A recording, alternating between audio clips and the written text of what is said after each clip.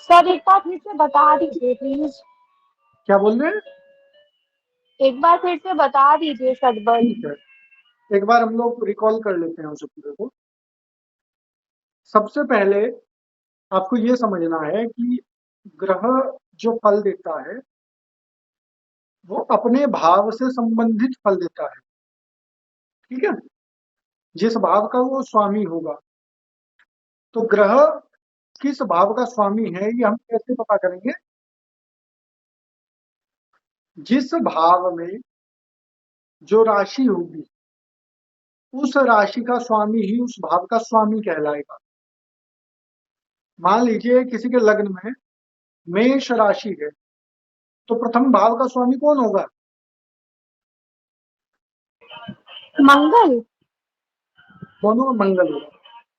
ठीक है, मंगल। तो स्वामी कौन है? मंगल है। प्रथम भाव का स्वामी मंगल है। इसके बाद आप समझेंगे कि ग्रह का बल, सबसे पहला बल देखते हैं कि वो किस राशि में बैठा है। ग्रह किस राशि में बैठा हुआ है। तो पूरी 12 के 12 भावों में 12 राशियां हैं। तो मंगल किस राशि में बैठा है? तो जिस राशि में मंगल बैठा है वो राशि उसकी अपनी राशि है, उसके मित्र की राशि है, उसके शत्रु की राशि है, या उसके सम की राशि है, या उसकी उच्च राशि है, या उसकी नीच राशि है। इसके अनुसार आप उस ग्रह के बल को देखेंगे। इतना क्लियर है? हाँ जी। ठीक। कैसे देखेंगे? यदि कोई ग्रह उच्च की राशि में बैठ गया, बहुत बलवान हो गया, मित्र की राशि में उससे कम, अपनी राशि में उससे कम, सम की राशि में सामान्य, ठीक है, शत्रु की राशि में कमजोर हो जाए। अपनी राशि में कम स्वराशि देगा। में कम ही देगा। अपनी राशि में स्वराशि देगा, में कम देगा। अपनी राशि में बलवान रहेगा, अपनी राशि में। अच्छा, और अगर मित्र की राशि में है तो ज्यादा फायदा देगा। हाँ, मित्र की राशि में ज्यादा फायदा देगा। ठीक है, इसके बाद नीच की राशि में बहुत कमजोर हो जाएगा। ये चीज का ध्यान रखें। ठीक है, इसके बाद सेकंड वन है कि वो किस भाव में है। भाव से संबंध क्या है? भावों की हमने संज्ञा बताई थी। केंद्र है, त्रिकोण है, त्रिक है, त्रिषणाय है। तो मूलतः दो प्रकार के भाव अच्छे हैं, दो प्रकार के भाव अशुभ है। यदि ग्रह शुभ भाव में बैठता है तो अच्छा फल देगा, अशुभ भाव में बैठता है तो कमजोर हो जाएगा, उस भाव के फल को घटा देगा, उस भाव के फल में कमी करेगा। इसमें भी एक्सेप्शन था एक, कि अशुभ भावों में तीन पाप ग्रह अच्छा फल देते हैं। तो यदि उन्हीं 3, 6, 11 में पाप ग्रह होगा तो वो बलवान हो जाएगा वहां पर। तो इसका ध्यान रखेंगे। चलिए, ये भी क्लियर। ठीक। जी। इसके बाद आता है कि हमने जो पहला डिस्कशन किया था कि किस भाव का स्वामी है। जिस भाव का वो स्वामी है वो भाव अच्छा है, मतलब शुभ है या अशुभ है, इसको देखेंगे। ठीक है। मतलब जैसे कि पहले ग्रह का जो वो है भाव, जो पहला भाव है उसका स्वामी सूर्य है, हाँ ऐसे। हाँ, तो प्रथम भाव ये का कौन सी स्वामी। राशि में बैठा है? हाँ, जैसे तो वो प्रथम देखिए। भाव का स्वामी सिंह राशि है आपके लग्न में, तो उसका स्वामी सूर्य कहाँ बैठा है पहली चीज देखेंगे, किस राशि में है। सेकंड वन ठीक देखेंगे है। वो किस भाव में है। समझ रहे हैं बात? अच्छा ठीक है। भाई आपने ठीक है। पहले देखा था तुला राशि में है, फिर आपने देखा कि 7वें भाव में है ना, एक एक करके कैलकुलेट करेंगे। फिर आपको देखना वो मालिक कहाँ का है, तो प्रथम भाव का है। प्रथम भाव बहुत बली होता है तो उसका मतलब वो बलवान होगा। जैसे एक हमने नियम बताया था जातक ज्योतिष के अनुसार, कि यदि किसी व्यक्ति के 6, 8, 12, जिन्हें त्रिक स्थान बोलते हैं, इनका स्वामी कुंडली में जहां भी बैठेगा उस स्थान के फल में कमी करेगा। ठीक है, और कहीं का स्वामी 6, 8, 12 में आकर के बैठ जाएगा तो जहां से आकर के बैठा उसके स्थान में कमी करेगा। 1 मिनट वेट करें, आप लोग 1 घंटे बात करें।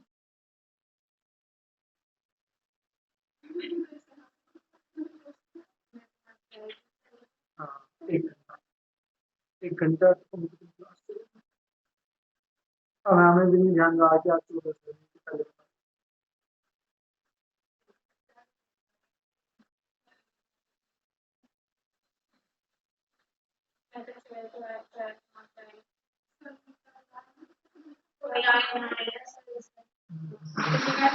एक घंटा वेट कर लो, 1 घंटा और सही है ना। 1 घंटे में हम लोग कर देंगे। चलिए आपको फोन, हाँ हाँ ठीक ठीक है। तो किस स्थान का स्वामी डिपेंड करता है। जैसे एक छोटा सा सूत्र है, उसे आप चाहें तो इनिशियली लिख सकते हैं। जैसे त्रिकोण होते हैं तो त्रिकोण में 5th हाउस बहुत बलवान है, 5th से ज्यादा बलवान है 9th, 9th से ज्यादा बलवान है आपका केंद्र वो लग्न। ठीक है, मतलब बलाबल यदि देखेंगे तो 5th है, 5th से ज्यादा 9th है, 9th से ज्यादा लग्न है। तो 3 स्थानों में भी यदि बैठा है, मतलब सॉरी 3 स्थानों का भी यदि स्वामी है, तो जिस स्थान का स्वामी होगा उसका बल देखेंगे कितना होता है। ऐसे केंद्र में जब हम देखते हैं, चतुर्थ से बलवान होता है सप्तम, सप्तम से बलवान होता है दशम, और दशम से बलवान होता है लग्न। ठीक है, इसी प्रकार अशुभ भावों में छठे से ज्यादा अशुभ भाव है अष्टम, और अष्टम से ज्यादा अशुभ भाव है द्वादश। ठीक है, तो इतना भी समझो।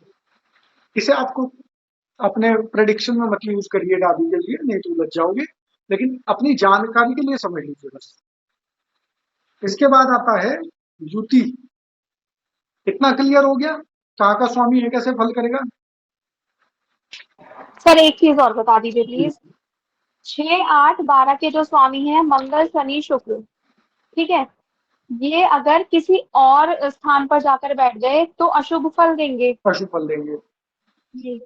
और अगर मान लीजिए मंगल, शुक्र और शनि के अलावा कोई भी ग्रह 6, 8, 12 में आकर बैठ गया तो अपने घर को कम करेगा।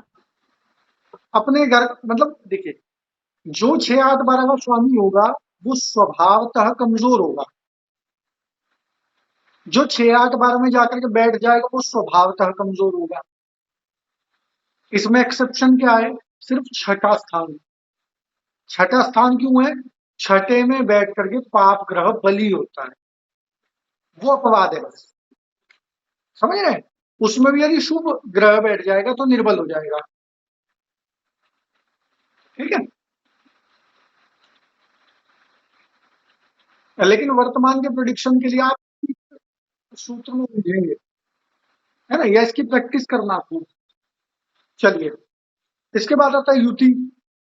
युति का मतलब है कि एक ग्रह उसके साथ अन्य ग्रह है, उसके साथ एक और अन्य ग्रह है, तो वैसी स्थिति में वो ग्रह बल उसका बढ़ेगा कि घटेगा। तो उसमें क्या देखते हैं, जो साथ में आकर के ग्रह बैठा है वो उसका मित्र है कि शत्रु है। जब हम एडवांस वाली क्लासेस लेंगे तो हम पंचधा मैत्री चक्र भी देखेंगे। कुछ ग्रह नैसर्गिक रूप से तो मित्र शत्रु होते हैं, लेकिन तत्काल में भी वो मित्र शत्रु बनते हैं। ठीक है, तो दोनों को कैलकुलेट करके तब डिसाइड किया जाता है कि पंचधा मैत्री चक्र में वो मित्र है कि शत्रु है। लेकिन आप नैसर्गिक मित्र शत्रु भी देखेंगे तो भी आप सटीक फलादेश करेंगे। ठीक है, वो डिटेलिंग के लिए है। तो मूलतः ये समझें कि यदि किसी व्यक्ति का सूर्य बैठा हुआ है और उसके साथ बैठा है राहु और बृहस्पति, तो एक मित्र बैठ गया, एक शत्रु बैठ गया। ठीक है, क्या होगा, चलिए प्रेडिक्शन के फॉर्म में ही समझ लेते हैं। क्या होगा, जब राहु की दशा आएगी तो उसके आत्मबल को कमजोर करेगा, उसे भटकाएगा। जब बृहस्पति की दशा आएगी तो उसके आत्मबल में वृद्धि करेगा, उसे गंभीर करेगा। समझिए, मतलब एक ग्रह जो उसका शत्रु है वो अपनी दशा में उसे निर्बल करेगा, एक ग्रह जो उसका मित्र है वो उसे बल प्रदान करेगा। ठीक है, तो ऐसी युति देखेंगे। इसके बाद नेक्स्ट वन है दृष्टि। दृष्टि का मतलब क्या है? दृष्टियां हमने लिखवाई थी, किसकी कहाँ है? यदि मंगल किसी को चतुर्थ, सप्तम या फिर अष्टम दृष्टि से देखे, तो जिसे वो देख रहा है यदि वो उसका मित्र है तो उसके बल में वृद्धि करेगा, यदि वो उसका शत्रु है तो उसके बल में हानि करेगा। ठीक है, ये समझना है। और इसके बाद आता है षडवर्ग कुंडलियां। इसमें आप कंफ्यूज मत होइएगा। एक तरफ हम बोलते हैं षडबल, षडबल का मतलब होता है 6 बल। एक बोलते हैं हम षडवर्ग। षडवर्ग का मतलब होता है जैसे आपका लग्न का चार्ट है ऐसे ही अन्य चार्ट भी बनते हैं कुंडली में। जैसे आप एस्ट्रोसाइज बोलेंगे ना, उसे स्लाइड करेंगे तो बहुत सारे चार्ट आते होंगे। चलित कुंडली, नवमांश कुंडली, चंद्र कुंडली, होरा, दृष्टांत, त्रिंशांश, सप्तमांश। तो उन जब हम किसी व्यक्ति की डिटेलिंग देखते हैं तो हम फिर पर्टिकुलर एक कुंडली का अध्ययन करते हैं। ठीक है, उससे भी पता चलता है कि उस व्यक्ति का वो ग्रह, उसका बल कैसा है, मतलब उसकी और डिटेलिंग में हम लोग चले जाते हैं। ठीक है, इतना हम लोग समझ गए थे। अब थोड़ा सा ये समझेंगे आज, जो हमने कहा था एक ट्रिक बताएंगे हम 7th डे। ठीक है, 2 चीजें। अब इसमें पहले आप आत्मकारक ग्रह समझिए कैसे होता है। आत्मकारक ग्रह कौन सा है? आपकी कुंडली का सबसे सबसे जो मजबूत स्थान है वो क्या है? लग्न। ठीक है, तो यदि आपका लग्नेश क्या बोलते हैं, बली हो, बहुत स्ट्रोंग हो, तो सबसे पहली योग्यता बनती है किसकी? लग्नेश की। यदि आपका लग्नेश नवम में बैठ जाए, सप्तम में बैठ जाए, चतुर्थ में बैठ जाए, दशम में बैठ जाए, पंचम में बैठ जाए, पाप ग्रह हो तो 3, 6, 11 में भी बैठ जाए, उसके बाद उसके मित्रों की दृष्टि हो, है ना, उसकी डिग्रियां अच्छी हो, उसकी युति अच्छी हो, तो यदि ये सारी चीजें मतलब उस बहुत पॉजिटिव ग्रह बन रहा है, तो सबसे पहला ऑप्शन किसका होगा? लग्नेश का। लग्नेश आपका आत्मकारक बनेगा। ठीक है, दूसरे नंबर पे सबसे स्ट्रॉन्ग जो स्थान है वो है नवम। समझ रहे हैं? नवम स्थान का जो स्वामी है, यदि वो इस सिचुएशन में है तो वो क्या बनेगा? वो आपका आत्मकारक बनेगा। यदि वो भी कमजोर है, कमजोर से आप समझ रहे हैं ना कैसा है कमजोर? नीच राशि में बैठा हो, शुभ होकर के अष्टम में चला गया हो, उस तरीके से कमजोर हो जाए। तीसरा नंबर आता है आपके दशमेश का, 10th लॉर्ड का। यदि आपका 10th लॉर्ड स्ट्रॉन्ग होगा तो आपको क्या कर देगा? आपका आत्मकारक ग्रह बन जाएगा। इसके बाद आता है नंबर पंचमेश का, 5th लॉर्ड का।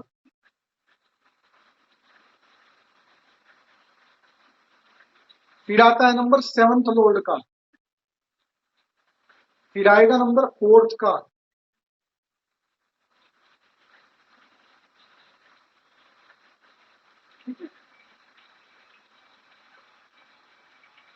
फिर आएगा नंबर 3rd का, फिर 2nd, फिर 6th, फिर 8th, 11th और 12th।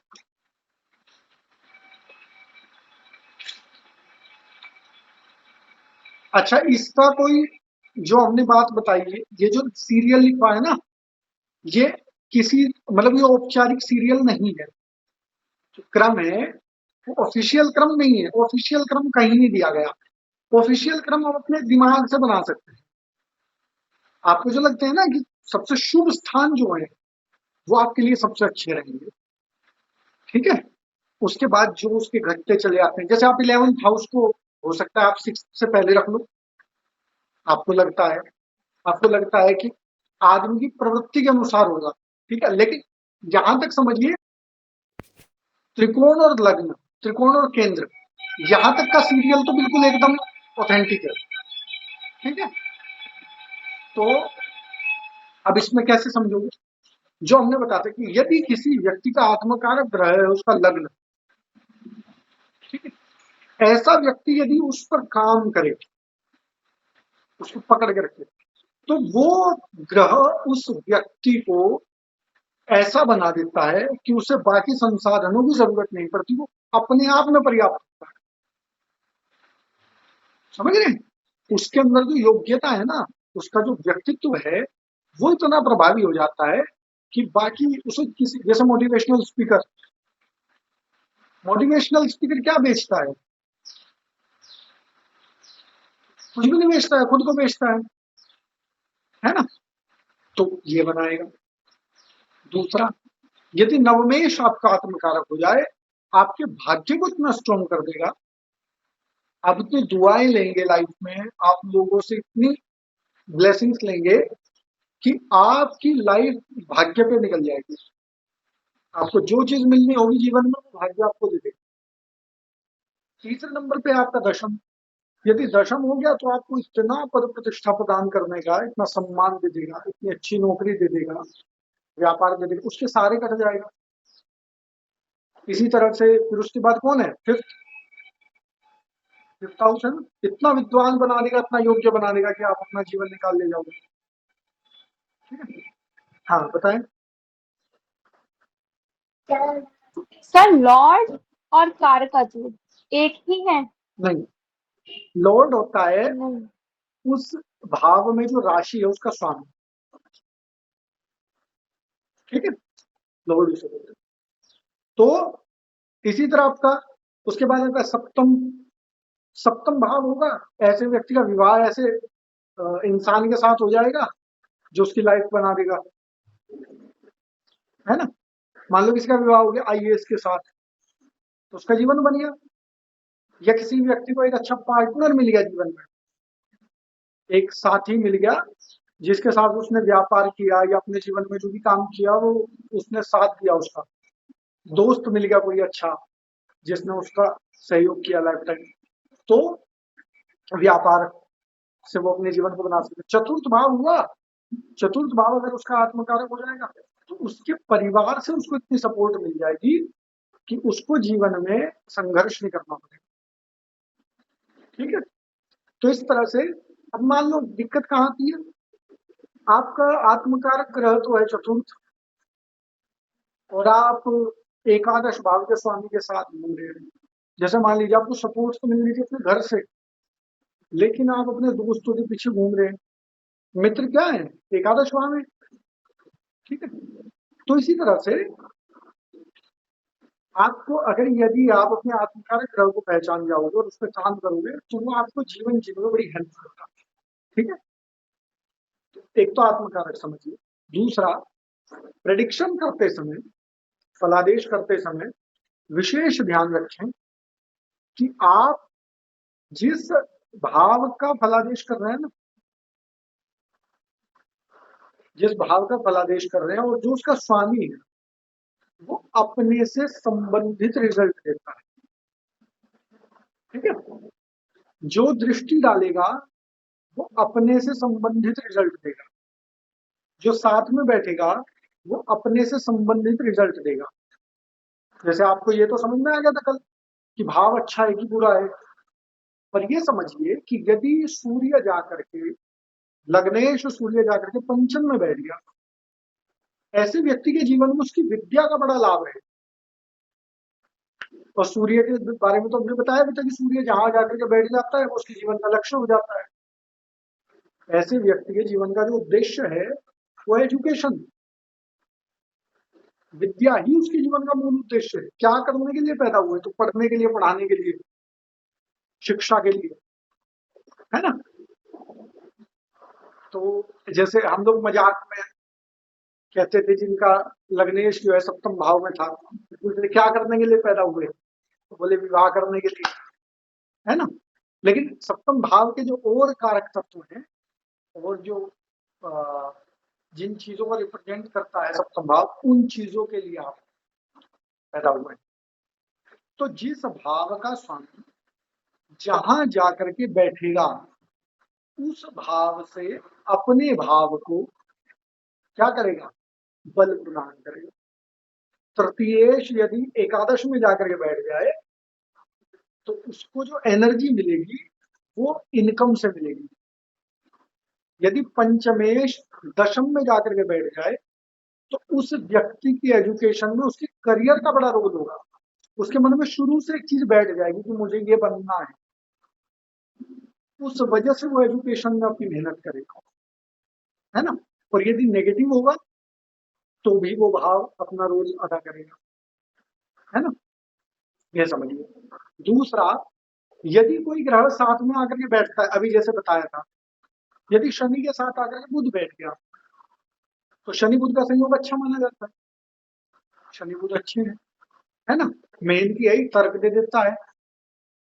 तो क्या करेगा बुध आकर के, बुध अपनी दशा में अपने से संबंधित लाभ देगा,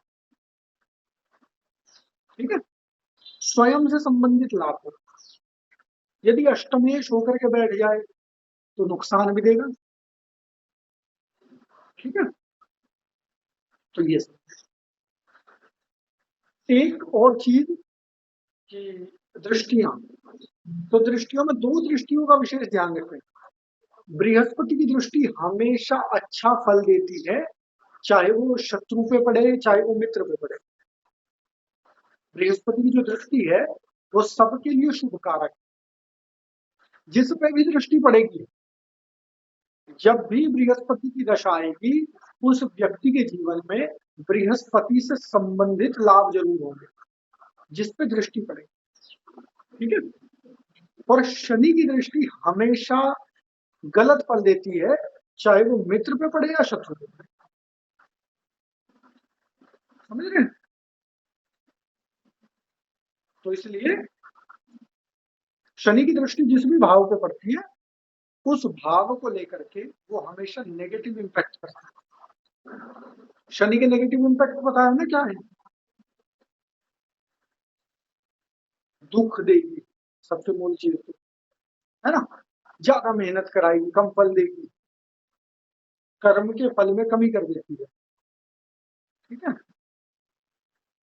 तो जितना नेगेटिव होगा उतना ज्यादा नेगेटिव फल देगा, जितना नेगेटिव शनि हो जाएगा, नीच का होगा तो ज्यादा बुरा फल देगा। अच्छा, क्या फल देगा गलत, बताएं। मान लीजिए शनि की दृष्टि मेष राशि को पड़ती है, क्या गलत फल देगा,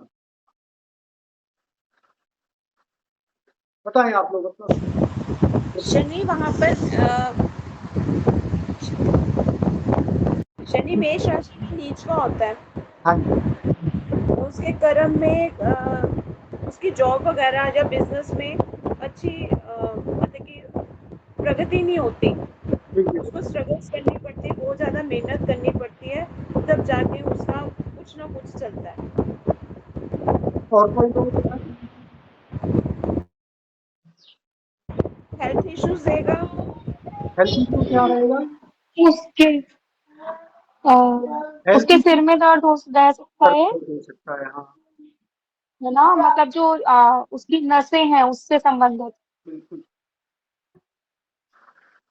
और मान सम्मान में हानि कर सकता है ना, ऐसा कर सकता है।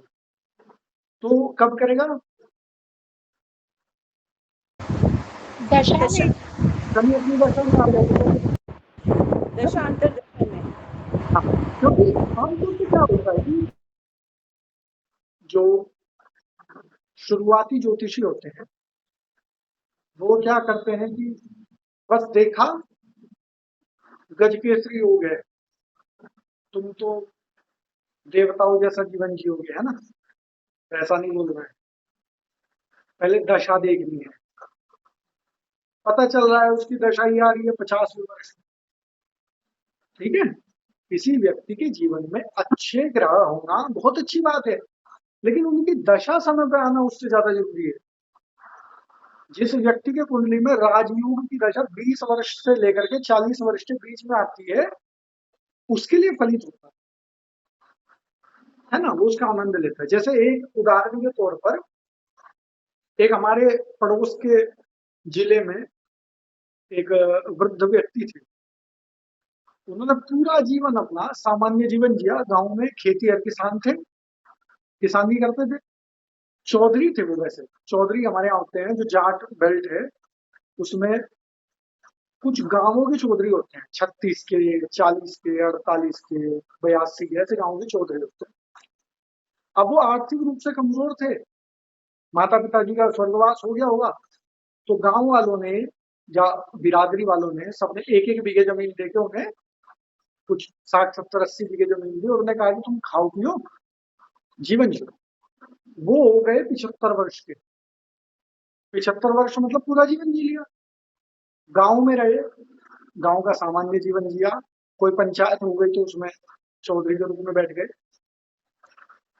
75वें वर्ष में एक रैली हुई किसानों की, और क्योंकि वो चौधरी थे उस बेल्ट के, तो सब किसानों ने कहा कि आप आगे मतलब लीड करिएगा, आप आगे रहेंगे, ठीक है, सम्मान की दृष्टि से देखिए। वो बुजुर्ग आदमी। अब वो शामली की बात है, अब जिला बन गया, पहले जिला नहीं था। तो जब वो धरना दिया उन्होंने, तो पुलिस आई, पुलिस ने पहले चेतावनी दी और कुछ थोड़ा डराया धमकाया, तो बाकी लोग, थोड़ी हलचल मची, तो उस चौधरी ने कह दिया भाई तुम उड़ जाओ, मैं तो उठना नहीं, मेरा तो वैसा भी मरने का टाइम है, चलो कोई नहीं, जैसा ईश्वर की इच्छा। अब लाठीचार्ज हुई, तो लाठीचार्ज, अब पुलिस भी डर दी थी, बुजुर्ग आदमी है ना, कोशिश की वो उठेंगे। अगले दिन अखबार में फोटो छपी, और वो फोटो इतनी वायरल हुई, वो अमेरिका की टाइम्स मैगजीन में छपी कि द सीक्रेट, कुछ ऐसा लिखा था उधर से, द सीक्रेट बॉम्ब। मतलब ये व्यक्ति इतना कठोर, इतनी अच्छी लीडरशिप इसकी, और ये कहाँ छुपा हुआ था सीक्रेट था। वही व्यक्ति बाद में महेंद्र सिंह टिकैत के नाम से मशहूर हुआ, जिसने भारतीय किसान यूनियन की स्थापना की। तो अब सोचिए कि एक व्यक्ति अपने पूरे जीवन सामान्य जीवन जीता है, कोई नाम में कुछ नहीं है, और 75वें वर्ष में जाकर के वो फिर पूरे भारत का किसान नेता बनता है। ऑल ओवर वर्ल्ड उसकी ख्याति होती है। क्या हुआ इसका मतलब? इसका मतलब ये था कि उस व्यक्ति के जीवन में राजयोग था, लेकिन दशा उसकी तब थी। अब कोई व्यक्ति उसे उसके जीवन में कहता 40वें साल में, 50वें साल में, 30वें साल में कि तुम्हारा तो पूरी दुनिया में नाम होगा, अमेरिका में नाम होगा, तो वह हंसता बेचारा, है ना। तो ये जरूर देखना कि दशा, अब दशा की बात चली है तो दशा को कैसे देखते हैं समझे। व्यक्ति का जन्म के समय चंद्रमा जिस नक्षत्र में होता है, जिस चरण में होगा, उसके अनुसार उसकी दशा बनती है। आप उसके कैलकुलेशन में मत जाइएगा कैसे बनेगी, क्योंकि दशा निकालना गूढ़ विषय है। तो ये समझिए कि व्यक्ति की जो दशा चलती है, सबसे पहले क्या देखते हैं? व्यक्ति की महादशा, ठीक है। महादशाओं का जो समय होता है, जैसे सूर्य की कितनी है, 7 वर्ष है शायद, राहु की 18 वर्ष है ना। इस तरह से ग्रहों की दशाओं का क्रम शनि की शायद 30 वर्ष है, 19 वर्ष है। कितनी है? 30 है। 30 साल है ना। हाँ जी, कितने साल है शनि की महादशा?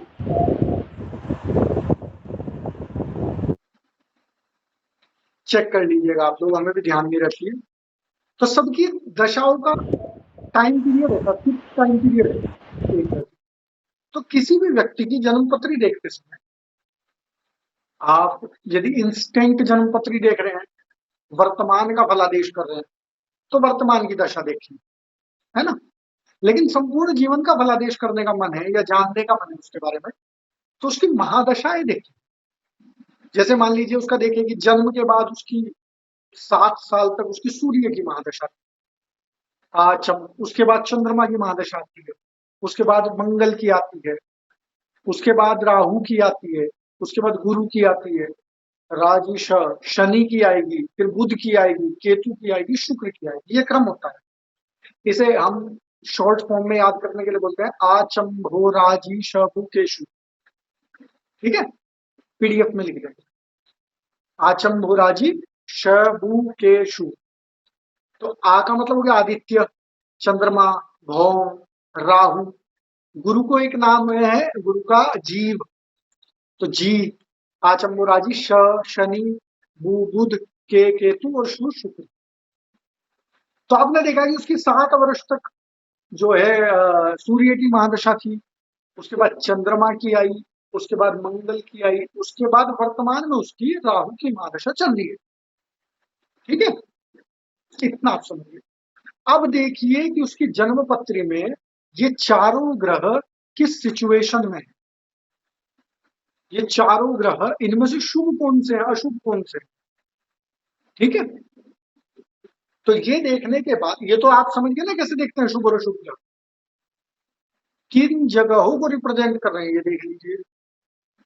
तो आप ये समझ जाएंगे कि कम से कम आप इतना उसे बताने लायक हो जाएंगे कि तुम्हारा जो टाइम पीरियड था, यदि उसके जीवन में सूर्य जो है अशुभ है, कमजोर है, तो आप कहेंगे ये जो टाइम पीरियड था ना, ये आपके फादर के लिए और आपके लिए ये मुश्किल भरा समय था, है ना, मोटे तौर पर बताइएगा।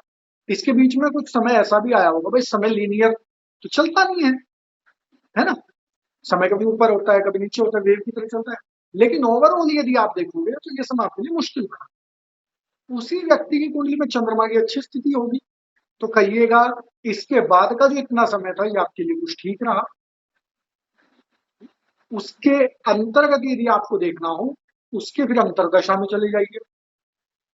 अंतरदशा में जब जब चंद्रमा से जो मित्र ग्रह है, या उस पर जिनकी अच्छी दृष्टि है, या उसके साथ जिनकी युति है, या वो जिसके घर में बैठा है ना, मतलब जो भी उसके शुभ कारक ग्रह होंगे, उनके समय में चंद्रमा को बल मिला होगा उस ग्रह से संबंधित।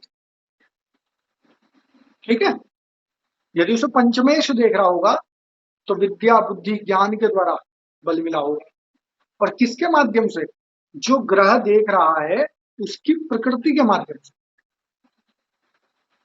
ठीक है, तो व्यक्ति की जब भी शुभ ग्रहों की महादशा, शुभ का यहां मतलब शुभ नैसर्गिक शुभ नहीं है, यदि किसी की शनि की महादशा है तो उसके जीवन में राहु की अंतरदशा कारकत्व होती है। राहु की अंतरदशा उसके लिए अच्छी होगी, क्यों, वो भी पाप ग्रह है ना। और मान लीजिए किसी तरह से साथ बैठे हो, या दृष्टि हो, या अच्छी जगह को रिप्रेजेंट कर रहे हो, मान लीजिए राहु तीसरे स्थान में हो, वैसे समय में उससे बहुत मेहनत करवाएगा। ठीक है, और उसी मेहनत का फल उसे आगे सफलता में मिलेगा। तो कुल मिलाकर के जब आप दशाएं देखेंगे तो आप किसी का फलादेश करते समय, मान लीजिए आपने किसी का दशम स्थान को देखा और आपको लगा कि दशम स्थान में इस व्यक्ति के सूर्य अच्छी पोजीशन में है, और सूर्य के कारण इस व्यक्ति को जीवन में कार्य क्षेत्र में सफलता मिलेगी। तो दो ही अवस्थाओं में उसे सफलता मिलेगी, कब, या तो सूर्य की महादशा में मिलेगी, ठीक है, या फिर जब उसके सूर्य से संबंधित ग्रह या उसका मित्र ग्रह उसकी महादशा के अंदर सूर्य की अंतरदशा आएगी। समझिए, एक और बात है, अभी आपको लग रहा होगा कि ये तो थोड़ा एकदम मतलब रो फलादेश है ना, शार्प नहीं है। ठीक है, तो शार्प फलादेश करने के लिए आपको और मेहनत करनी पड़ेगी।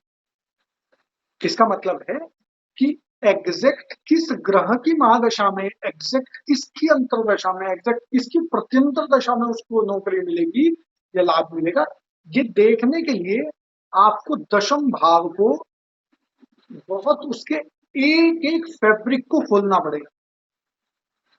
कौन सा ग्रह देख रहा है, उसकी डिग्री क्या है, फिर उसे कौन देख रहा है, उसकी पोजीशन क्या है। ये नौकरी के या किसी भी फलादेश के एक एक तत्व को बता देता है।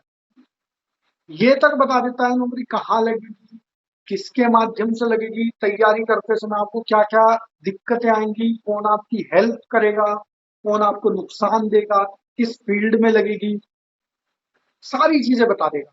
लेकिन क्या करना पड़ेगा आपको, उसे एक भाव को केंद्र में रख करके आपको उसकी ही स्टडी करनी पड़ेगी, प्रॉपर स्टडी करनी पड़ेगी। और उसके लिए आपको मतलब इसके अलावा भी और सूत्रों पर अध्ययन करना पड़ेगा, है ना।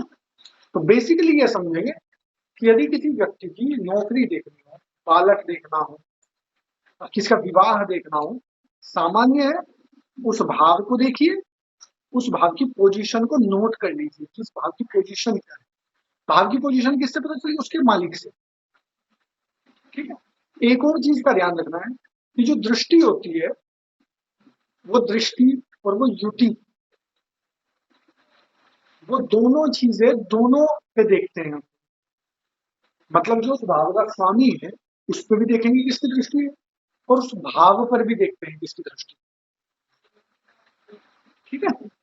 इसी तरह उस भाव में कौन बैठा है, ये तो हमने बताया था, उस भाव में कौन बैठा है, और उसके मालिक के साथ कौन बैठा है, ये भी दोनों चीजें देखते हैं। ठीक है। उसे युति बोल देते हैं, इसमें भाव में बैठा है। फिर दशाएं भी समझ गए हम लोग, है ना।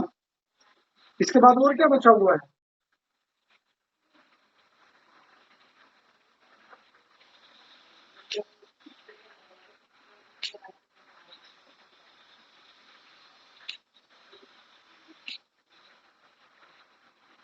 बताएं और कोई प्रश्न हो, क्योंकि सिलेबस तो आपका कंप्लीट हो गया। कुंडली पर प्रैक्टिकल करके बता दीजिए। हाँ जी। हाँ, कुंडली का प्रैक्टिकल कर देंगे। कुंडली का तो प्रैक्टिकल कर रहे हैं, हाँ जी। कैसे किस तरह से करें प्रैक्टिकल, बताएं।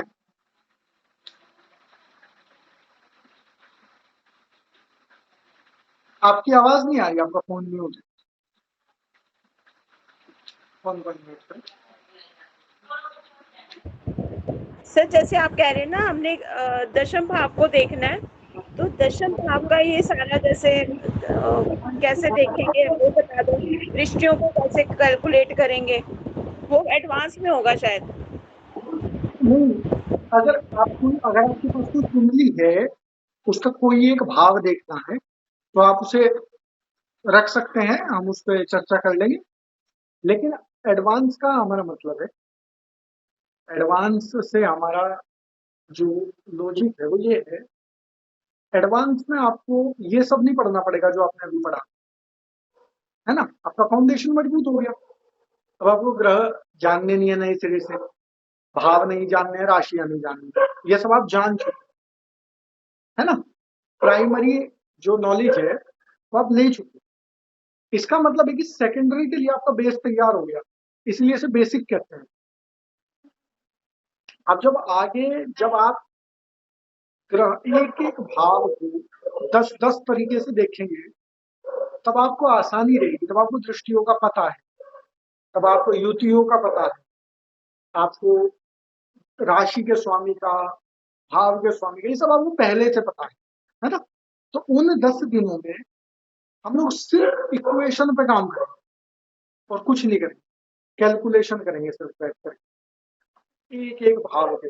और मूलतः उसमें हम और कुछ भी नहीं करते हैं, उसमें प्रतिदिन हम 2 भावों पे अध्ययन करते हैं, 1 घंटा एक भाव पे लगाते हैं, है ना।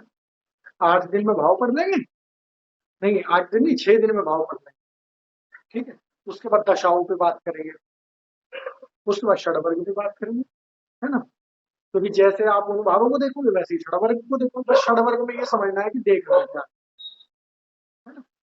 तो ये चीज, बाकी अगर प्रैक्टिकल किसी कुंडली पे करना चाहते हैं, तो अगर कोई कुंडली है आपके पास तो उस पर चर्चा कर सकते हैं हम लोग। आप किसी भी भाव को ले लीजिए, मेरी की कुंडली देख लीजिए। वो देखिए, आप वो आपको पर्सनली दिखानी चाहिए, पर्सनली देखिए, सार्वजनिक तौर पे बता के कुंडली नहीं दिखानी चाहिए कभी ना।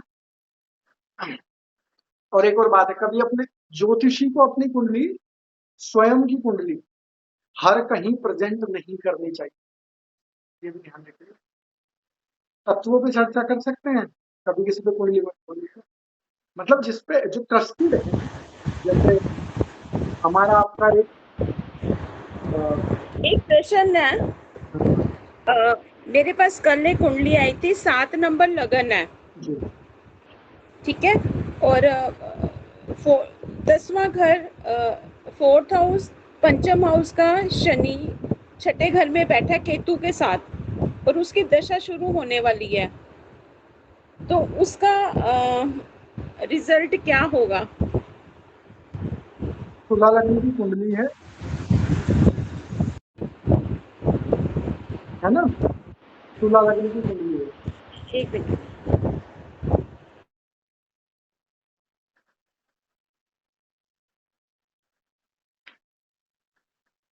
आपने बताया तुला लग्न की कुंडली है, पंचमे शनि केतु के साथ बैठा हुआ है छठे स्थान में।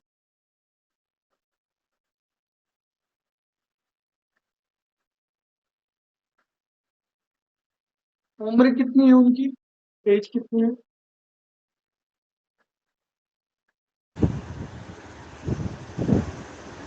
उनकी 1996 है, 1996 बॉर्न। एजुकेशन में प्रॉब्लम क्रिएट करेगा, हाँ जी। एजुकेशन में प्रॉब्लम क्रिएट करेगा।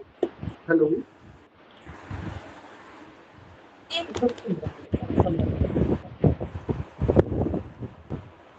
हाँ मतलब जल्दी क्लास, हाँ जी सर, क्या? हाँ जी पंडित जी क्या कह रहे हैं? हाँ पता चला। हेलो। हाँ, उनकी एजुकेशन में प्रॉब्लम क्रिएट करेगा। नहीं, एक्चुअली क्या था, उनका क्वेश्चन ये था जी, कि वो ना लड़का वो कनाडा में रहता है, ठीक है। ठीक है, सेटल्ड है, सब कुछ है, हम्म, और उसकी एंगेजमेंट मतलब कि अभी नहीं हो रही, उसके गुरु में राहु की दशा चल रही है, हम्म, तो उसकी मदर की प्रॉब्लम आ रही थी, तो जैसे मेरे पास आई कुंडली तो नहीं नहीं, मैंने। देखिए सुनिए, हाँ जी। एक चीज है, कुंडली, हाँ जी। कुंडली के पर्टिकुलर भाव की चर्चा कर सकते हैं, कुंडली का फलादेश करने के लिए कुंडली चाहिए, है ना। एक चीज का और ध्यान रखिए, मतलब मैं उस पर बता रहा हूँ, मैं बता दूंगा उस पर्टिकुलर भाव पे आपको। एक चीज का ध्यान रखिएगा, जब ऑथेंटिसिटी बड़ी महत्वपूर्ण है ना, आपकी, आप एक अच्छे ज्योतिषी तब हो सकते हैं जब आपकी बात का वजन हो, जब आपकी बात की वैल्यू हो।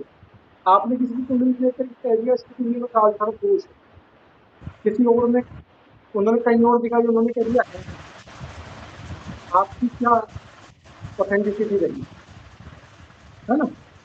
तो हमारे यहाँ पे, हमारे संस्थान के माध्यम से हम लोग सुविधा देते हैं, यदि हमने किसी की कुंडली देख करके कोई चीज कही और उसे कोई व्यक्ति काट देता है, कोई जोड़ अगर,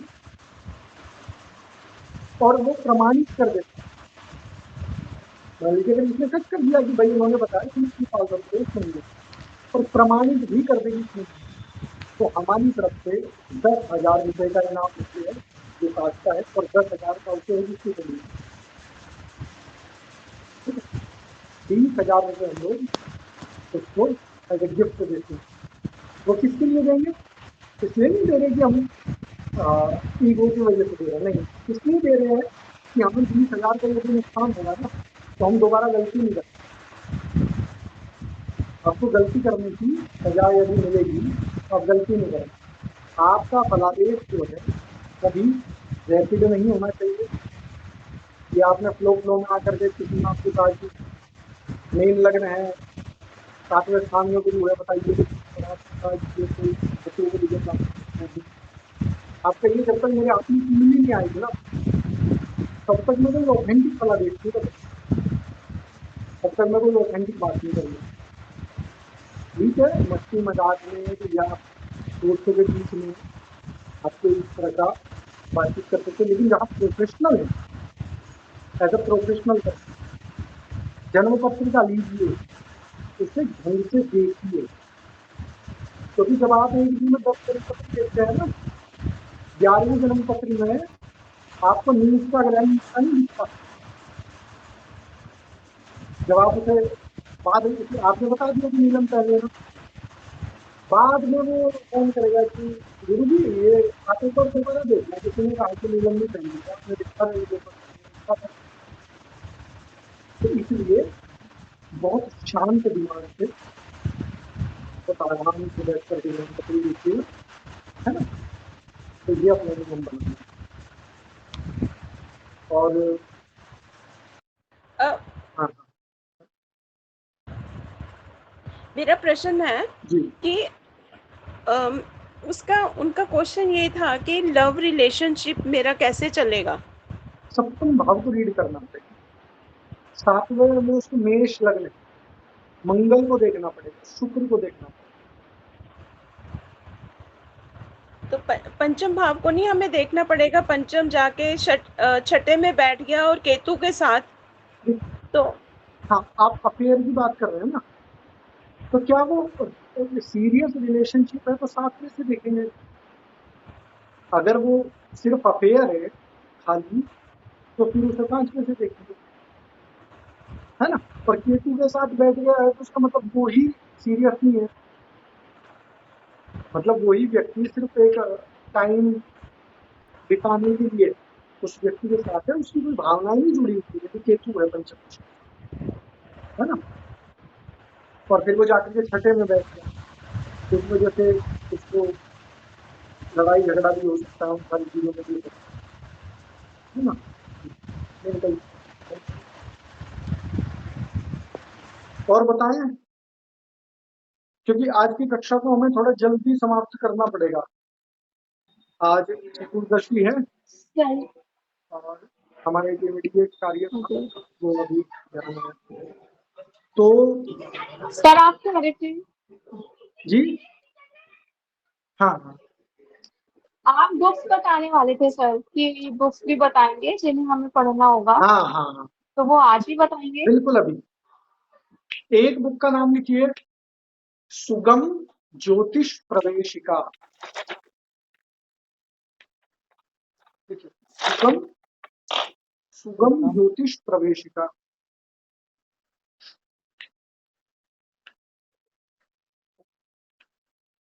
और एक बुक का नाम लिखिए, सारावली।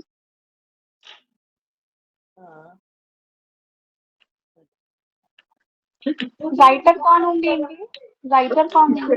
सुगम ज्योतिष के तो हैं गोपेश कुमार ओझा, एक ही राइटर है उसको, गोपेश कुमार ओझा है, गोपेश कुमार ओझा। और सारावली के हमको ये अच्छे संपादक बता देंगे, क्योंकि सारावली तो पुराना ग्रंथ है तो उसके संपादक होते हैं, तो ये अच्छे संपादक होंगे, हम उसमें ग्रुप में डाल देंगे। पहले पढ़नी है सुगम। सुगम में मैथ नहीं पढ़ना है, गणित का जो सेक्शन है उसे नहीं पढ़ना है, ठीक है। पहले राउंड में आप सरसरी निगाह से पढ़ेंगे, बस पढ़ देंगे बस पूरी बुक, ठीक है। दूसरे राउंड में जब आप उसे पढ़ेंगे तो थोड़ा ध्यान से पढ़ेंगे, और थर्ड राउंड में आपको उसका गणित भी पढ़ना है, कैलकुलेशन नहीं करनी है, सिर्फ इसलिए पढ़ना है ताकि ये पता चले कि बनती कैसे है कुंडली, लग्न कैसे बनता है, और ये कैसे बनता है। आप चाहेंगे तो हम कभी एक सेशन गणित का भी ले लेंगे, लेकिन वर्तमान में पहले अपना फलित मजबूत कर लीजिए, है ना, उसके बाद गणित की चर्चा। एक हमने आप लोगों के लिए सम्मान पत्र बनाया है, ठीक है, सॉफ्ट कॉपी है, वो लीगल डॉक्यूमेंट तो नहीं है, लेकिन आपकी स्मृति के लिए एक प्रशस्ति पत्र है। तो आपके जो लीगल नेम है, कुछ लोगों के तो हमें पता है, बाकी जिनके नहीं पता, चाहे तो आप अपने नाम एक बार भेज सकते हैं, वैसे हमने बना लिया, उसमें करेक्शन कर देंगे तो वो हम आप सबको दे देंगे। और बहुत बहुत शुभकामनाओं के साथ एक ज्योतिषी के रूप में आप सभी के उज्जवल भविष्य की बहुत मंगल कामना।